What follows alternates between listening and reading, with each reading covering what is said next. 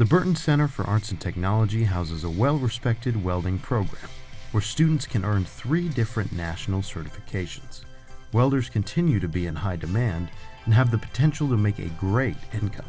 If you enjoy working and learning while doing, you may find that the welding program at BCAT may be a great place for you. I would recommend it if you like to get your hands dirty and work hard. Part of the welding program is learning just something new every day. I really enjoy just being in the class and working with others and compete. I've been welding since I was 6 years old.